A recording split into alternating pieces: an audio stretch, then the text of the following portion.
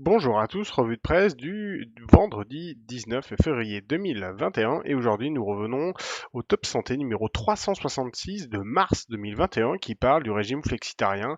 Comme vous pouvez le voir sur la page d'accueil, classé deuxième meilleur au monde. Alors je sais pas par rapport à quoi. Bon, pour moi et pour la planète, ça je confirme. Je vais vous dire pourquoi je suis assez d'accord avec ça et pourquoi moi aussi c'est ce que je recommande. Alors on y va directement.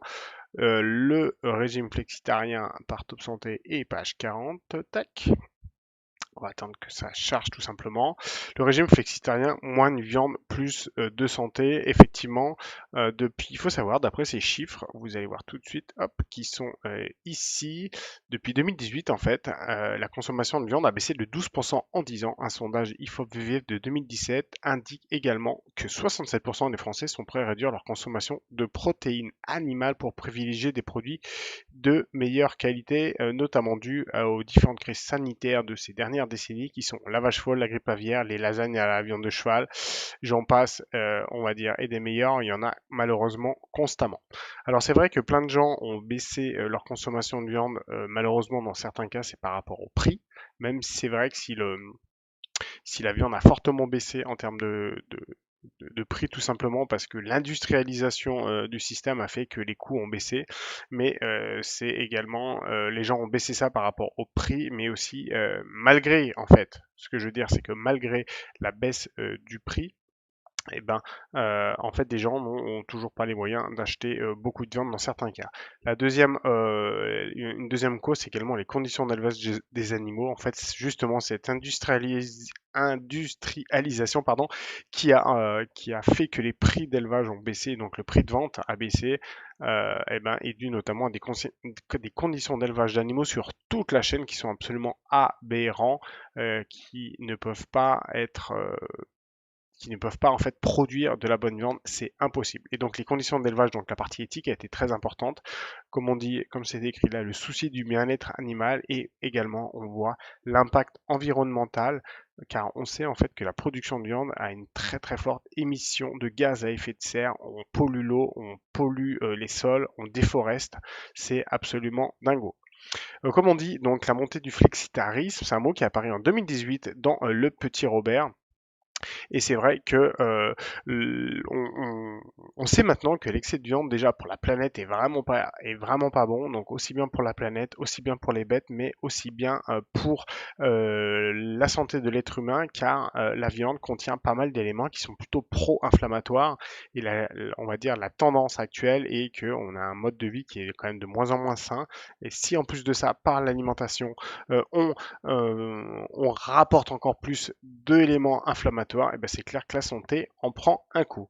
Alors, effectivement, je conseille le régime flexitarien, pas parce que c'est le docteur Jean-Michel Le Cerf qui m'avait donné des cours que je relate cette information, mais non, simplement parce que, effectivement, manger bien moins de viande, quand je dis bien moins, moi, des fois, j'achète pas de viande pendant 1 à 2 semaines et je m'en porte pas plus mal. Par contre, après, comme je fais que le répéter, quand je vais acheter ma viande, eh ben, comme j'en achète rarement, je vais chez mon boucher et je discute avec lui. Je sais que c'est une viande qui vient localement. Il y a toujours la partie, malheureusement, de l'abattage qui est un peu embêtante, mais les choses ont l'air quand même un peu d'évoluer, notamment avec des propositions d'abattoirs ambulants où, effectivement, bah, les bêtes seront abattues dans leurs élevages, enfin, dans leurs élevages, dans leurs fermes. Et effectivement, en termes de stress, c'est bien mieux. C'est déjà fait dans les pays scandinaves et les résultats sont vraiment très bien. Bref, ça, c'est une petite parenthèse. Je voulais vous dire, par exemple, des chiffres absolument hallucinants sur la fabrication et la consommation de viande. Alors, les chiffres importants, 63% de la déforestation de l'Amazonie brésilienne est due à l'élevage. Alors après, évidemment, le Brésil est un pays hyper fabricant d'élevage industriel, c'est là-bas qu'il y a la plupart des tests des OGM notamment, donc c'est un énorme chiffre, mais c'est quand même très important. D'accord, je pense qu'en France, on est dans des chiffres inférieurs, mais quand même. 14,5% des émissions de gaz à effet de serre sont dues à l'élevage. Effectivement, vous avez bien entendu, 5 grammes de protéines végétales sont nécessaires pour produire 1 gramme de protéines animales. Alors que si on consomme directement ces protéines végétales, eh ben, vous voyez que la différence est complètement différente. Il faut, dans ce cas-là, 5 fois moins de protéines végétales pour en faire l'équivalent animal. 80% des animaux d'élevage en France sont nourris au soja et au maïs OGM, faut le savoir, d'accord?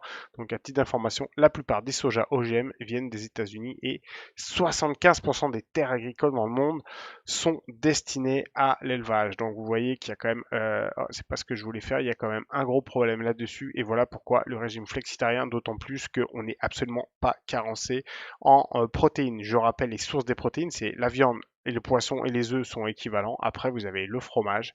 Tous les produits laitiers vous amènent des protéines. Après, vous avez les produits laitiers. Les produits laitiers, effectivement, vous en amènent, ce que je viens de dire. Après, vous avez les céréales. Si vous choisissez des aliments de bonne qualité qui ne sont pas transformés, vous achetez pas du riz blanc, des pâtes blanches, et ben vous avez un tout petit peu plus de protéines. Et l'association de tout ça fait que vous avez quand même des protéines en bonne qualité. Évidemment, si vous mangez que des pâtes tous les jours, là, vous pourrez peut-être être carencé, mais c'est rarement le cas. Alors, on va voir un peu plus loin. Alors, en fait, clairement, pourquoi manger moins de viande pour garder la ligne? Effectivement, la plupart du temps, en fait, quand on mange de la viande, eh ben, c'est les aliments qui sont gras. Donc après, vous me direz, bah, il y a le régime hyperprotéiné, certes, mais souvent le régime hyperprotéiné peut pas tenir dans le temps car il est hyper acidifiant pour le corps, comme on peut le voir sur ce point-là. Donc, c'est vraiment quelque chose qu'il ne faut pas faire trop longtemps. D'autant plus vous mangez de la viande, plus dans votre assiette, vous prenez en fait la place des fruits et légumes, enfin notamment des légumes qui sont eux bien plus sains, bien moins énergivores, bien moins polluants pour votre corps et pour la planète surtout.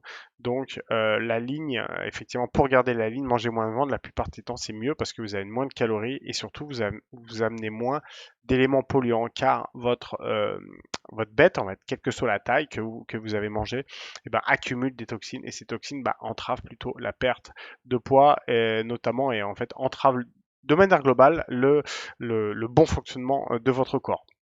Donc, clairement, manger moins de viande. Il faut même savoir que dans les viandes les plus mauvaises, c'est-à-dire celles qui sont de mauvaise qualité, les pires du pire, c'est-à-dire la viande la moins chère possible, eh ben, dont les bêtes sont nourries avec que des restes, que des extraits de sucre, eh ben, on s'aperçoit même que sur certaines viandes, comme les bêtes sont nourries avec de la très mauvaise qualité, eh ben, on a des réponses glycémiques, c'est-à-dire une réponse à l'insuline, qui est un peu comme si vous prenez un produit sucré tellement le produit est transformé. Donc c'est pour ça aussi que si vous mangez de la viande de très mauvaise qualité, elle va induire ce qu'on appelle une décharge d'insuline et cette décharge d'insuline a pour but de vous faire stocker tout ce que vous avez mangé.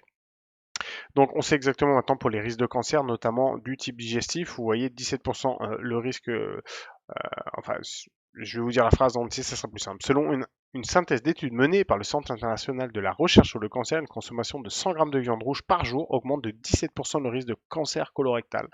Même constat avec la consommation de 50 grammes de charcuterie par jour. Donc vous le voyez. En fait, le problème souvent, c'est pas les 100 grammes de viande par jour, c'est le manque de fibres qui est à côté. Très probablement, si vous mangez beaucoup de fibres à côté, beaucoup de légumes, beaucoup de salades, beaucoup de crudités, beaucoup de fruits, le risque colorectal de cancer doit baisser très très fortement. Donc voilà, après évidemment la viande bah, ramène du cholestérol, ça c'est pas le plus gros problème, ça ramène des mauvaises graisses, c'est des graisses que votre corps va utiliser pour stocker, c'est des graisses qu'on appelle saturées, qui sont vraiment faites pour l'énergie, donc c'est pour ça que vous les stockez autour de votre ventre ou n'importe où, alors que les graisses, pour rappel, végétales, donc les huiles, les oméga 3, c'est des graisses qui n'ont pas du tout la même forme chimique que les graisses saturées et qui vont de ce fait être utilisées pour être anti-inflammatoires, pour fluidifier le sang et pour entretenir le système nerveux de manière générale.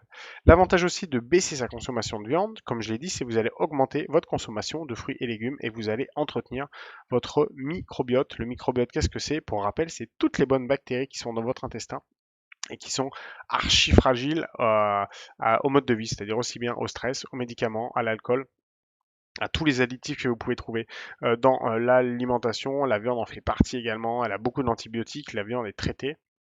Et un antibiotique, son but, c'est de tuer les bactéries, qu'elles soient bonnes ou mauvaises.